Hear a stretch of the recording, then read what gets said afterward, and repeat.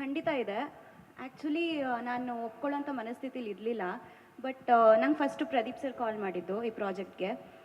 ನನ್ಗೆ ಅವ್ರು ಮುಂಚೆಯಿಂದನೂ ಪರಿಚಯ. ಅವ್ರು ಆವಾಗಲೇ ಹೇಳಿದರು, ನಾನೊಂದು ಒಳ್ಳೆ ಪ್ರಾಜೆಕ್ಟ್ ಮಾಡಿದಾಗ ನಾವು ಒಟ್ಟಿಗೆ ಕೆಲಸ ಮಾಡೋಣ ಫ್ಯೂಚರಲ್ಲಿ ಸಂಜನಾ ಅಂತ. ತುಂಬ ಲಾಂಗ್ ಬ್ಯಾಕೇ ಹೇಳಿದರು.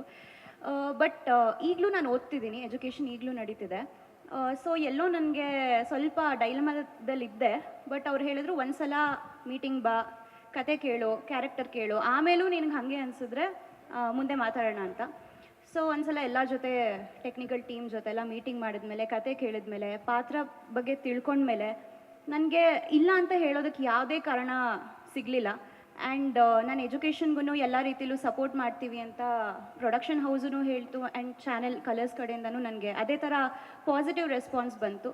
So I thought why not, because ಈ ಥರ ಒಂದು ಕಾನ್ಸೆಪ್ಟ್ ಕನ್ನಡ ಸೀರಿಯಲ್ ಹಿಸ್ಟ್ರಿಲೇ ಮೊದಲನೇ ಸಲ ತೊಗೋತಿರೋದ್ರಿಂದ ಇದು ಲೈಫಲ್ಲಿ ಒನ್ ಟೈಮ್ ಆಪರ್ಚುನಿಟಿ ಥರ ನನಗನ್ನಿಸ್ತು. ಆ್ಯಂಡ್ ಟೈಟಲ್ ಕಾರ್ಡ್ ನೋಡ್ತಿದ್ರೇ ಗೊತ್ತಾಗುತ್ತೆ ಎಷ್ಟು ಒಳ್ಳೆ ಪಾತ್ರದಲ್ಲಿ ನಾನು ಕಾಣಿಸ್ಕೊತಿದ್ದೀನಿ ಅಂತ.